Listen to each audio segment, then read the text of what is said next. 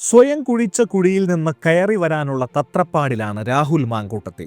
ആരോപണം വന്ന അന്നു മുതൽ ഹൂ കെയേഴ്സ് എന്ന ആറ്റിറ്റ്യൂഡിൽ മുഖത്ത് പുച്ഛം നിറച്ചു നിന്ന മുതലാണയാൾ. കോൺഗ്രസുകാരിയായ വി ഡി സതീശനോട് പിതൃതുല്യമായ അടുപ്പം സൂക്ഷിക്കുന്ന പെൺകുട്ടി പേരു പറയാതെ തനിക്ക് നേരിട്ട ദുരനുഭവം വിവരിച്ചപ്പോഴും മാങ്കൂട്ടം കേൾക്കാത്ത ഭാവം നടിച്ചു. ഇതൊന്നും എന്നെ ബാധിക്കില്ലെന്ന് വീമ്പ് പറഞ്ഞു. ഇരകളുടെ വെളിപ്പെടുത്തൽ ഫോൺ കോളുകളുടെയും ശബ്ദ സന്ദേശങ്ങളുടെയും മെസ്സേജുകളുടെയും രൂപത്തിൽ തെളിവ് സഹിതം പുറത്തു വന്നപ്പോഴും ഇതെല്ലാം ആര് കാര്യമാക്കുന്നു എന്നായിരുന്നു അയാളുടെ ഭാവം. അപ്പോഴേക്കും കാര്യങ്ങൾ പിടിവിട്ടിരുന്നു. പാർട്ടിക്കകത്തെ മുറുമുറുപ്പ് മറ നീക്കി പുറത്തു വന്നു. സ്ത്രീ പീഡകനെ കോൺഗ്രസിൽ വേണ്ടെന്ന് ഒളിഞ്ഞും തെളിഞ്ഞും പലരും പല നേതാക്കളും പറഞ്ഞു. പാർട്ടിയിൽ നിന്ന് മാറ്റി നിർത്തുമെന്ന് ഉറപ്പായപ്പോഴും അയാളുടെ ആത്മവിശ്വാസം നമ്മൾ കണ്ടതാണ്. മാധ്യമങ്ങൾക്ക് മുന്നിൽ ഞെളിഞ്ഞു നിന്ന് പുലമ്പി. ശബ്ദം തൻ്റേതല്ലെന്ന് ഉറപ്പിച്ചു പറയാനുള്ള ആർജവം കാണിക്കാതെ ടെക്നോളജിയെ പഴിച്ചു.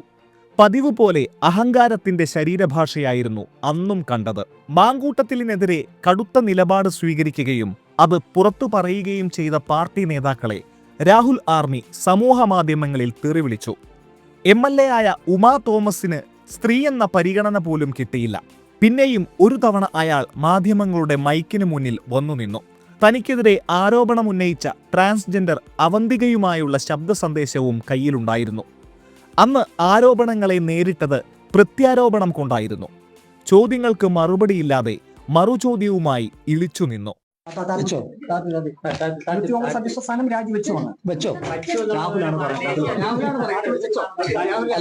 അല്ല, റിപ്പോർട്ടറിന്റെ ബഹുമാനായ മാധ്യമപ്രവർത്തനം അങ്ങനെ തന്നെ പറയുകയാണ്, ഞാൻ രാജിവെച്ചു എന്ന്. അങ്ങനെയാണെങ്കിൽ എപ്പോ വെച്ചു, ആർക്കാണ് ഈ രാജിക്കത്ത് കൊടുത്തതെന്ന് പറഞ്ഞു കഴിഞ്ഞാൽ ബാക്കി ഞാൻ പറയാം. അപ്പൊ ഞാനെന്ത് പറയട്ടെ, എന്റെ തീരുമാനം പറയാൻ വേണ്ടിട്ടല്ലേ വിളിച്ചത്. അല്ല, ഞാൻ പറയാനുള്ളത് പറയുന്നതിന് മുമ്പ് റിപ്പോർട്ടിന് എന്തിനാ എത്ര വ്യഗ്രത? അപ്പൊ നമുക്ക് ആദ്യം പറയാനുള്ളത് പറയട്ടെ. ഇവിടെ വിവാദം കത്തുമ്പോൾ ബീഹാറിലേക്ക് മുങ്ങിയ രാഹുലിന്റെ ലോക്കൽ ഗാർഡിയൻ ഷാഫി പറമ്പിൽ സദീർക്കിനൊപ്പം പാറ പോലെ ഉറച്ചുനിന്നു. പതിയെ VK ശ്രീകണ്ഠനെ പോലെ, അടൂർ പ്രകാശിനെ പോലെ, MM ഹസനെ പോലെ ചിലരും നെറികേടിന് ചൂട്ടുപിടിച്ചു. പുറത്തിറങ്ങാൻ പോലും പറ്റാതെ വീടിനകത്ത് അടച്ചിട്ടിരിക്കുമ്പോഴും തിരിച്ചുവരവിനുള്ള ശ്രമം തുടരുകയാണ് മാങ്കൂട്ടം. ആത്മവിശ്വാസത്തിന്റെ പടച്ചട്ട ഏൽക്കാതെ വന്നപ്പോൾ സെന്റിമെന്റ്സിൽ കയറിപ്പിടിച്ചു. അതിന് പുരുഷപക്ഷവാദിയായ മറ്റൊരു രാഹുലിന്റെ സഹായം തേടി. സാക്ഷാൽ രാഹുൽ ഈശ്വറുമായുള്ള ഫോൺ സംഭാഷണത്തിൽ ഉറക്കമില്ലെന്നും കടുത്ത നിരാശയിലാണെന്നും തട്ടിവിട്ടു. പാരസെറ്റാമോളും സിട്രസിനും കഴിച്ചാണ് പുലർച്ചെ ഒരിത്തിരി ഉറങ്ങുന്നതെന്നും പറഞ്ഞു. അപൂർവം ചില ഫാൻസ് വെട്ടുകിളിക്കൂട്ടങ്ങൾ തങ്ങളുടെ ആരാധ്യനായ നേതാവിന്റെ നിസ്സഹായാവസ്ഥയിൽ സങ്കടപ്പെട്ടപ്പോൾ സമൂഹമാധ്യമങ്ങളിൽ തുറന്നുപറച്ചിൽ ട്രോൾ മെറ്റീരിയലായി. അങ്ങനെ സെന്റിമെന്റ്സിൽ പിടിച്ചുകയറി ആരാധകരെയെങ്കിലും വരുതിയിലാക്കാനുള്ള ആഗ്രഹം അവിടെ പൊലിഞ്ഞു. ഒടുവിലിതാ പുതിയൊരു അടവുമായി രംഗത്തു വന്നിരിക്കുകയാണ്. ലൈംഗികാരോപണ വിവാദം മാധ്യമങ്ങളുടെ പ്രൊപ്പഗണ്ടയാണെന്നാണ് മാങ്കൂട്ടത്തിലിന്റെ പുതിയ സന്ദേശം.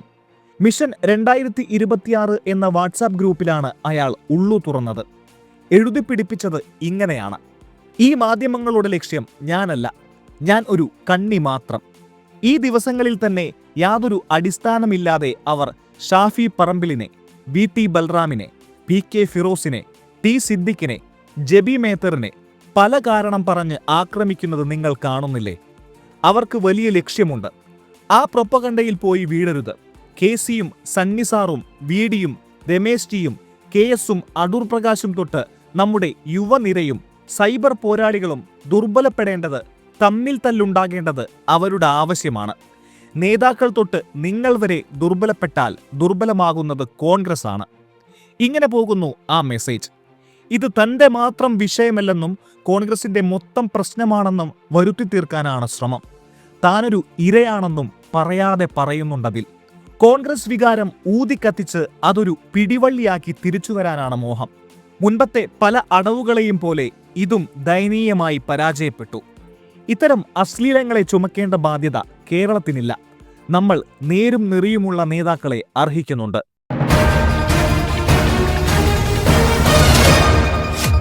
MC ന്യൂസ്, കനേഡിയൻ മലയാളികളുടെ വാർത്താജാലകം.